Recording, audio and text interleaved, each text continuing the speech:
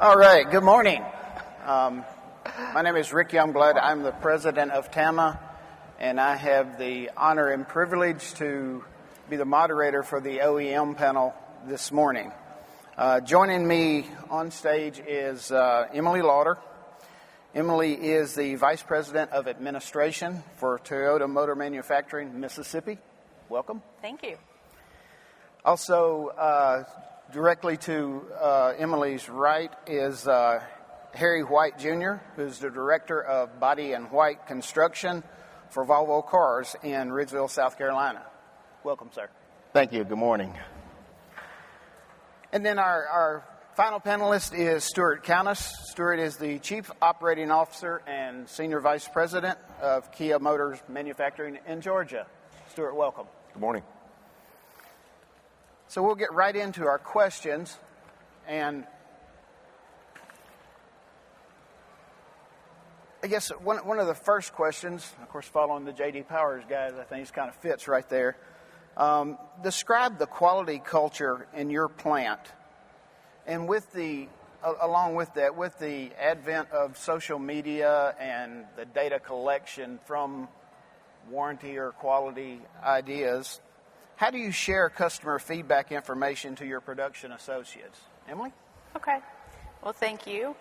So our team members really do take individual ownership in the quality of the products that we build.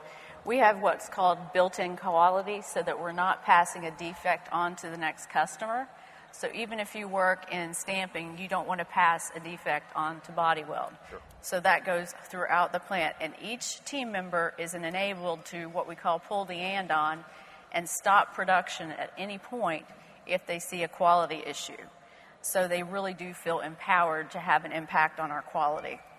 Additionally, we have something called Toyota Quality Circles where a group of team members can get together and look at a quality issue that they're having online and come up with their own ideas through leadership with their group leaders and assistant managers to try to solve those quality problems. So they, again, feel very empowered and are part of the team that helps to fix our quality.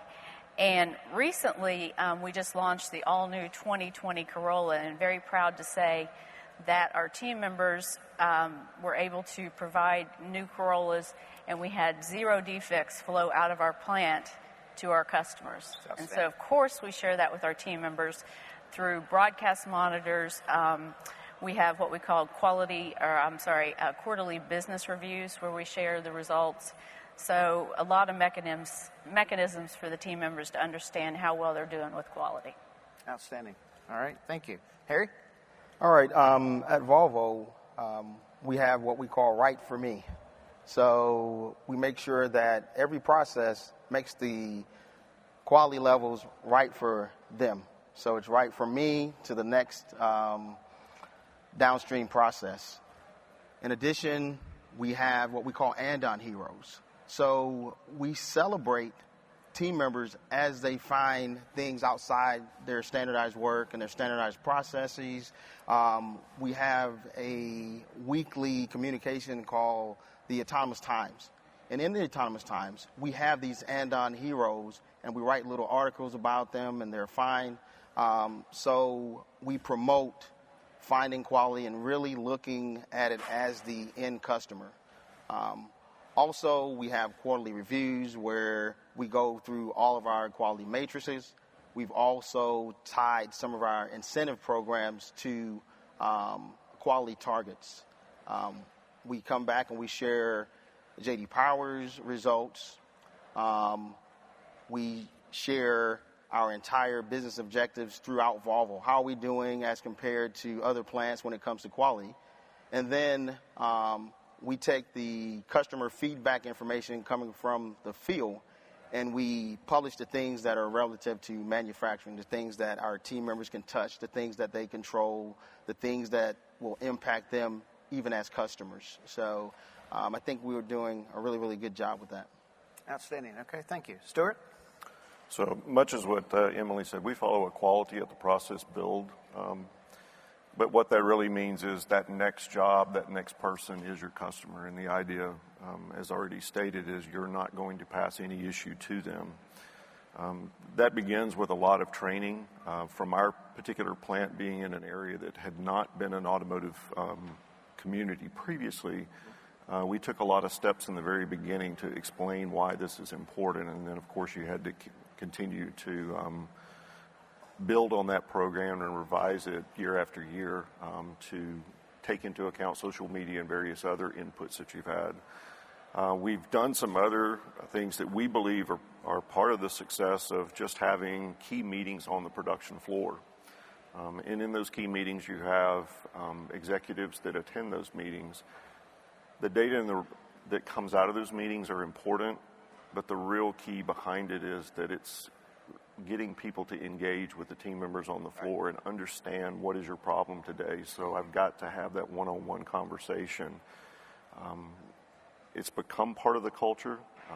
You ask, probably in many places too, you're spending 80-90% of your day on the production floor, and you're trying to find those problems in the very beginning before they ever really become an issue, and then that gives you those opportunities to help train those individuals. The same goes with the feedback out of the external customer. You're taking that real-time data and then going to the floor and really understanding why is this problem occurring. I think what we see as a clear indicator is the team members have an interest to know what that person is receiving, and then that generates a set of questions that allows them to help give ideas and input into how to correct an issue. Okay, very good, very good. All right, let's move to the next question then. And this time I'll start with you, Harry. We'll let everybody go first once, okay? Thank you. How do you see the industry changing with new technologies such as lightweighting, the use of intelligent vehicle controls, and the disruptive technologies that are out there? I think the industry is changing. It's very, very dynamic when it comes to, as you stated, things like autonomous driving, electrification. One thing that Volvo has embraced is that by the year of 2023, we will have no more all gas burners. We'll either have fully electric or hybrid electric. Those will be the two type vehicles that we're producing. So right now, with that in mind, we're trying to make sure that our workforce is more intelligent, because they have to work with more intelligent systems when it comes to, I guess, global technology and really, really, really growing the industry. It's no more just going out and assembling a car. I mean, you're talking about human-robot interface. You're talking about really, really advanced systems. So it's changing vastly from a technology standpoint, and that's where we are. Okay, very good. Stuart? Well, we look back at just over the last 10 years of how a car has developed and the more and more electronic features, which gets you more toward an autonomous type driving. It's quite amazing when you look at those amounts that have increased. Mm-hmm. Where we see that the opportunity, whether it be from planners of vehicles or planners of production processes all the way down to the individuals building, is it's requiring people to think about how do I need to view this product or process, and how do we make those jobs simpler for them. There's still a lot of challenges out there as the items come along, but you're having to take a different approach than maybe the way we've done it for the last 10 or 15 years.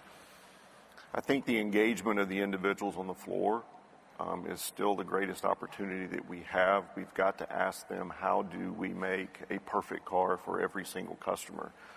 And if we don't do that, then we're missing that opportunity. So that's been our approach with it. Okay, very good. Emily? Yes, for us, I think Toyota is becoming more than just a car company.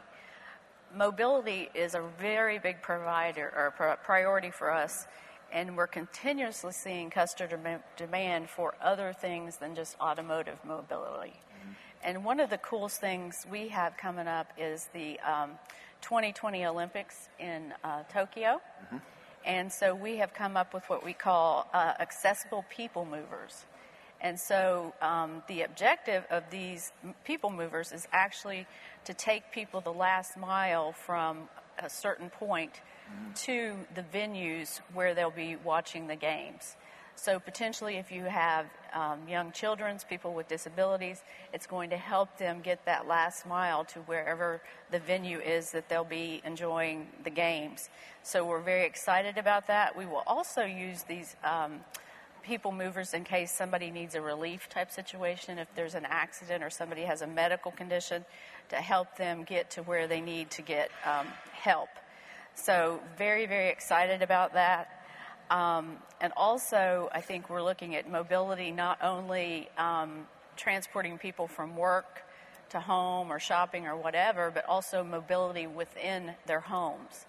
If somebody's disabled, how can we help them get around their house and be mobile within their home so their daily needs are met and are accessible? So we're very, very excited about that.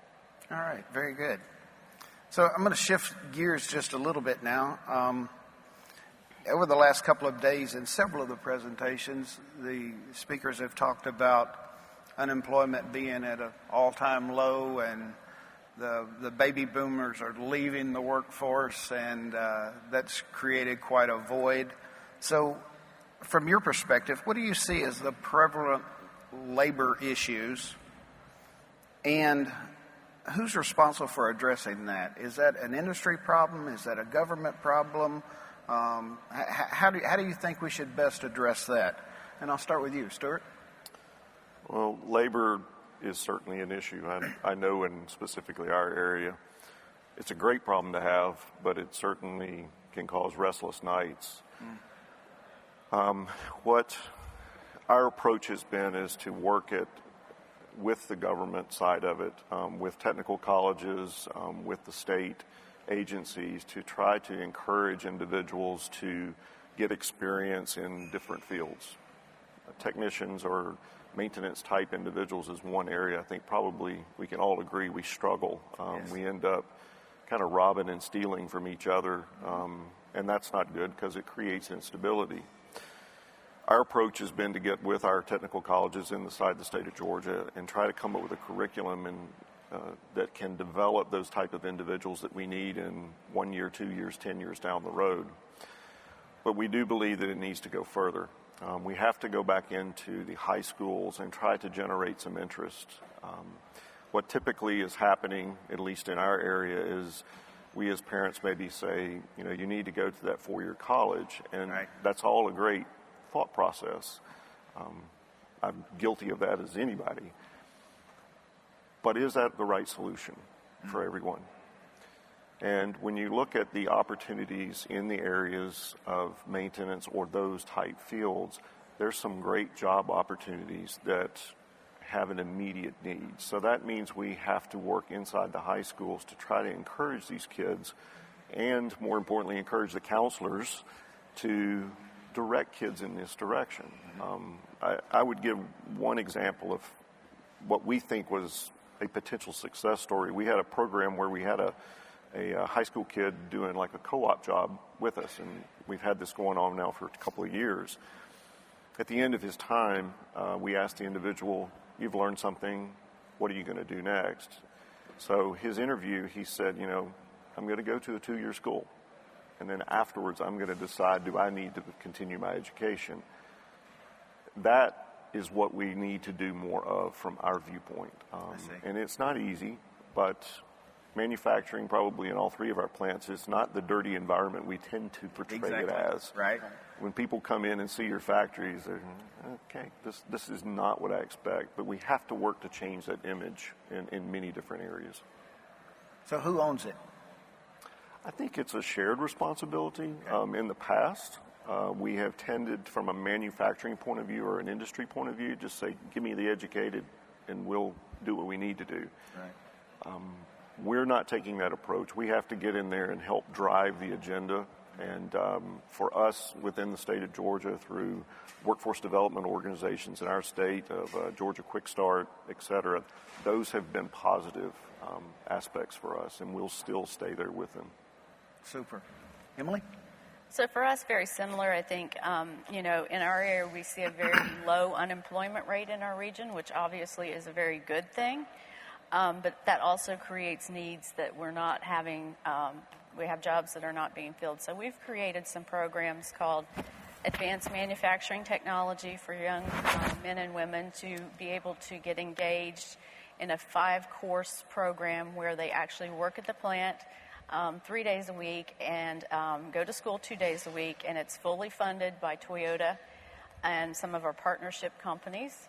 And so at the end of that 5-semester period, they come out with an associate's degree in applied manufacturing technology, and then they have the opportunity to come to work for Toyota or one of our suppliers or partner companies, earning a very good wage, a very very livable wage, and just getting that word out to those students. And also I think it's very important for their parents and, again, school counselors to know what manufacturing looks like in this day and age, especially automotive. It's really cool, exciting, clean, bright place to work with lots of robotics, lots of fun things going on. The other program we've created recently is something we call Create Your Future program. And what that is doing is engaging high school seniors who are getting ready to graduate with high school but potentially do not want to go on to a 4-year college or even a 2-year college. And we bring them into the plant. They go to high school in the mornings, and then in the afternoons they come to the plant, and they're able to learn about what Toyota's all about, Toyota Way, our continuous Kaizen, and also respect for people. And then also then at the end of kind of the 6 weeks that we put them through more fundamental type skills, they're able to actually rotate between shops and spend 2 weeks in each shop within the plant, be it stamping, body weld, assembly, etc., and learn what area of the plant potentially that they would like to work in. So that's been very successful for us. But it's also been a very strong partnership between the state, the local community leaders. We also closely engage with the members of Congress in our area to share what we're doing and ask them for our help and with funding, with our local community colleges as well. So I think when it comes to, whose responsibility is it, it's everybody's responsibility. It's not just the company. I understand. Okay, good. Harry? Lastly, I would say I agree with that. Some of the things that we're doing is very similar. When you talk about workforce development, we're also partnering with the technical schools. We're now in the high schools when you talk about the STEM programs. But we've actually taken a step to go a bit farther.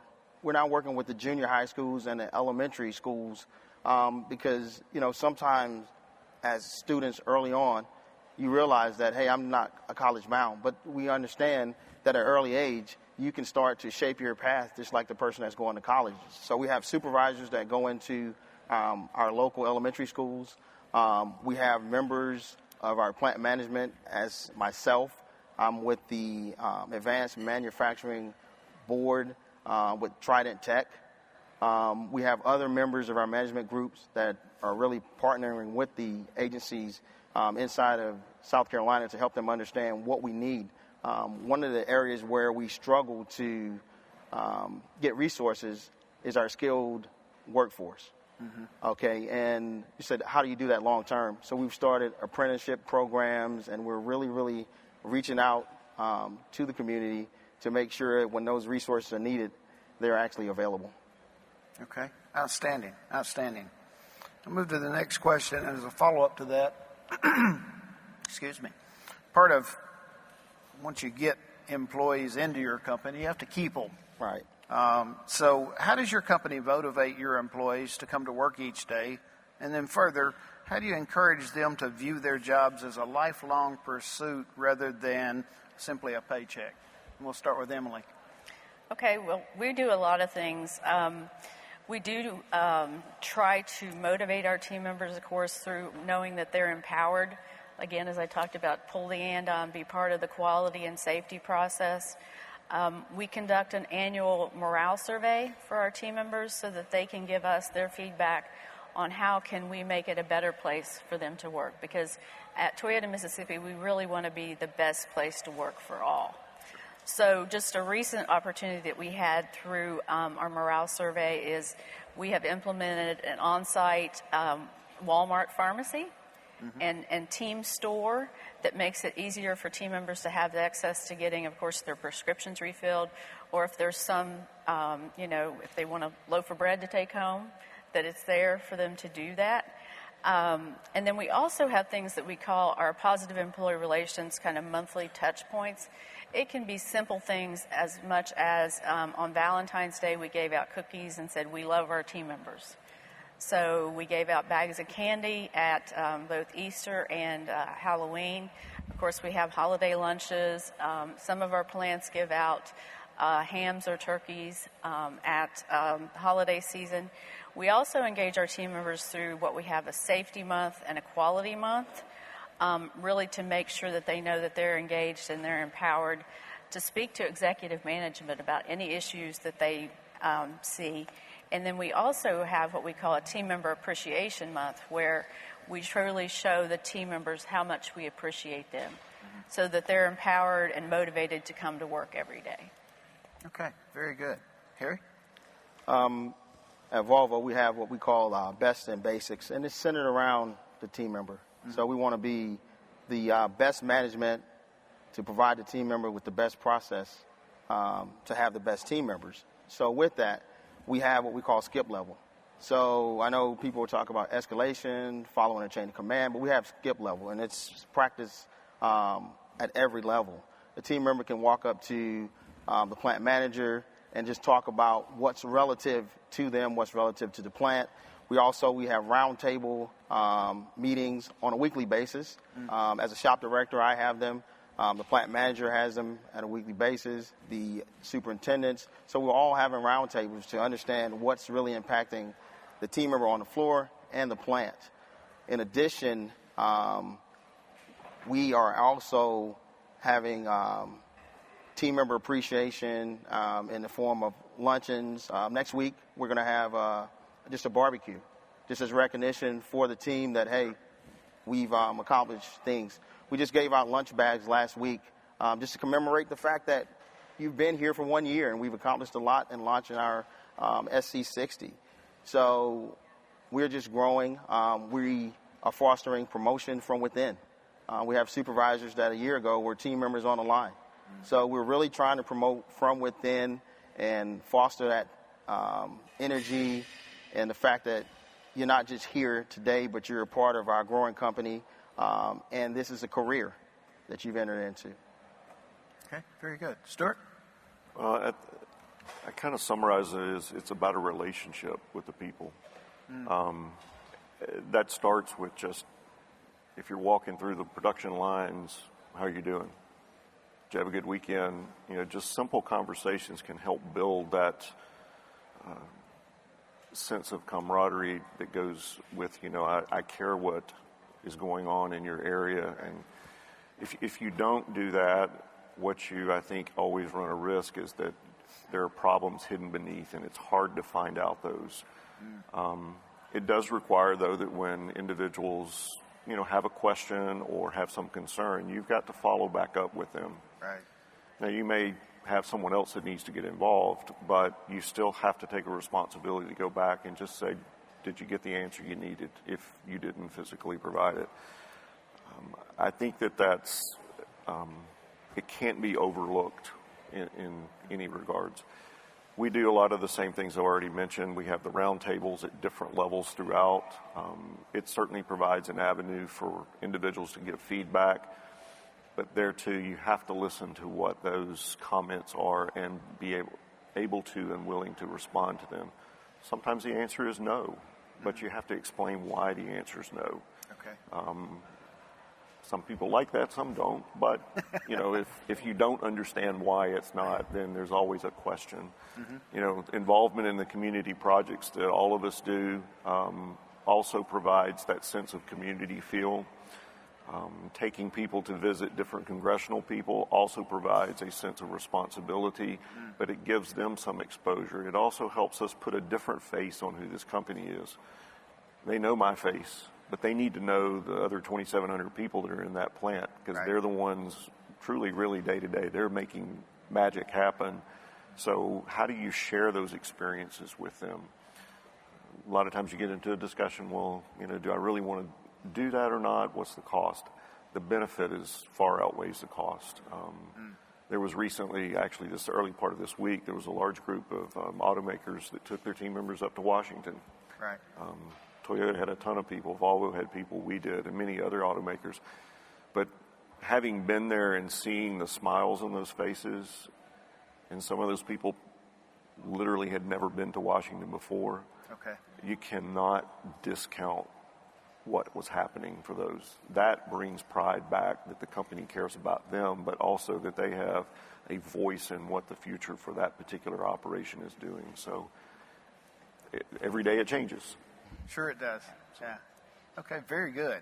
So I'm going to shift gears again for the last question, and we've talked about a lot of the activities you have going on at your plants and some fabulous ideas and discussion.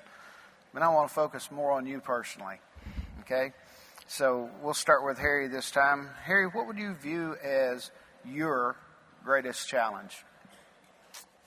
I'd say my greatest challenge is just remaining flexible and always being objective. For me, being kind of what I consider the middle generation, I came from kind of a paper and pencil type world. I still need, things that I hold in my hand. I understand. And I have supervisors or people when I'm talking, they're putting it into their phones or they have tape recorders that play. So it's just being flexible and executing very, very fast. I say speed is the name of the game. So just continuing to not allow technology and the speed of change to hold me back personally, to continue to just focus on the objectives at hand. So. Okay, very good. Stuart? Well, I think we're all very goal-oriented, whatever that goal may be, but that requires patience. You have to have people to help you get to that goal. You also have to be able to clearly communicate what it is you're trying to do and explain a little bit why you're doing that also. There's a change that's been discussed, I know, for the last couple of days, certainly about the workforce and where it's going. If you're from the baby boomer generation or the next generation, that's a challenge right now, because what we're seeing over the last several years is a lot of the bright, young, innovative minds that we have think much differently than what we think. And we have to change in some way, right, because they're not going to go to where we have been and vice versa. So how do we get there, I think, is going to be a defining moment over the next 5 to 10 years. And we better figure it out real quick, because the baby boomers are going to be retiring in large masses. So I do see that as a problem, but it's more on us on how we're going to fix that issue.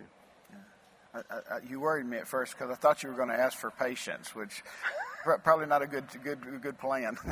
Not in automotive. Patience is not a good thing in automotive, especially when the customer's continually changing every day, and that is for the better. So exactly. Okay, Emily, what's your greatest challenge? I think our greatest challenge is probably no longer are we seeing employees coming in that look to begin and end their career with one company.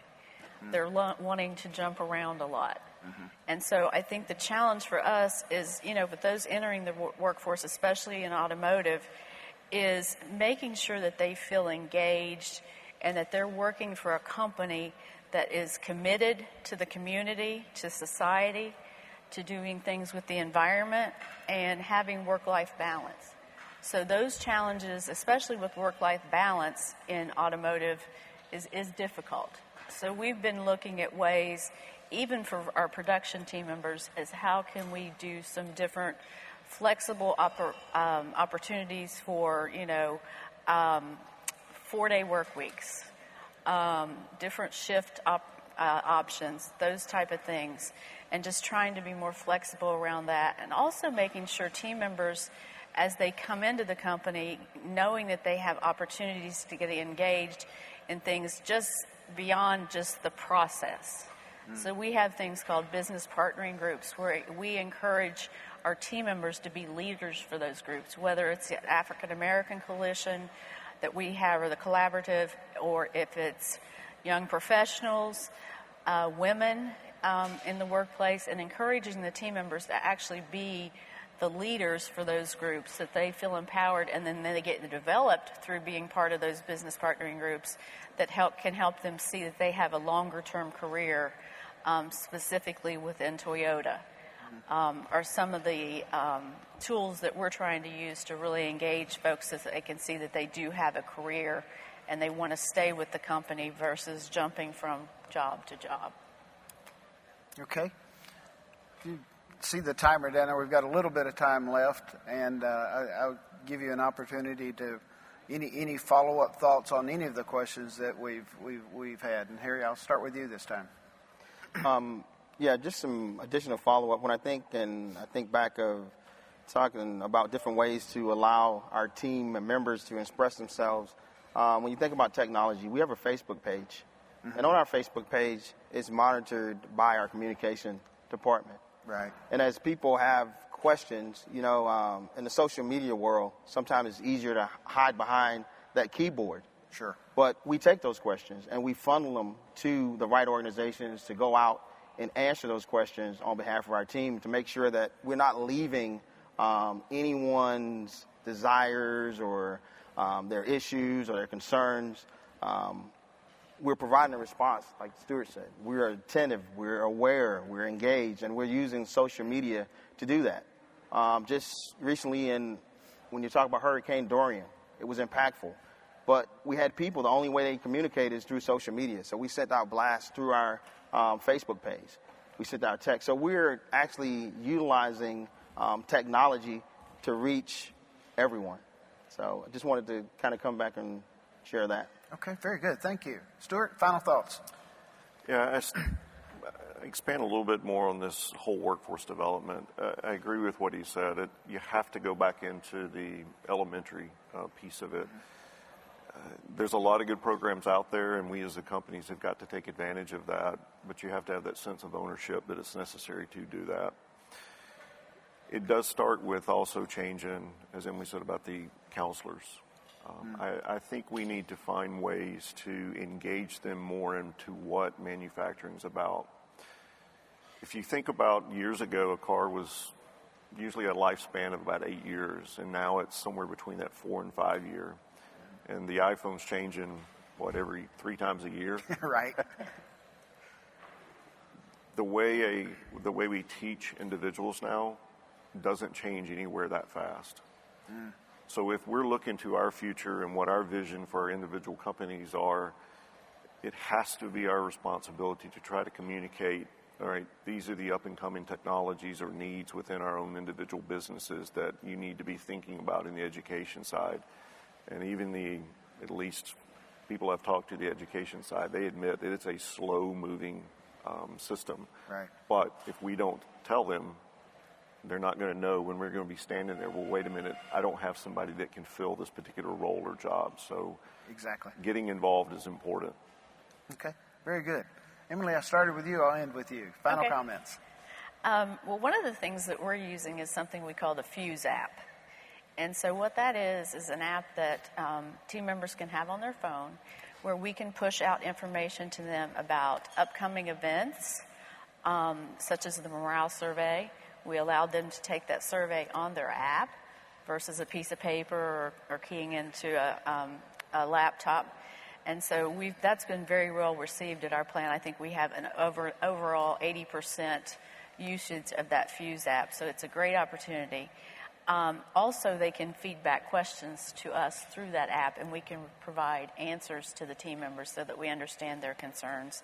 But we still continue to do some of maybe the old-fashioned type engagement as being out there on the shop floor and doing sensing with the team members on a weekly, daily basis just understanding their concerns and making sure we follow up with them, even if it's one-on-one, about their concerns.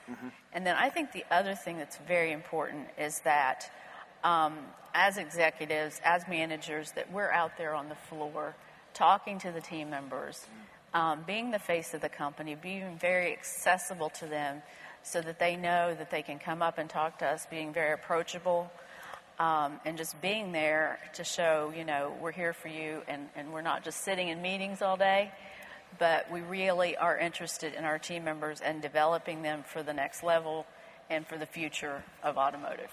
Outstanding. We used to call that the MBWA, management by walking around, right? And statistically,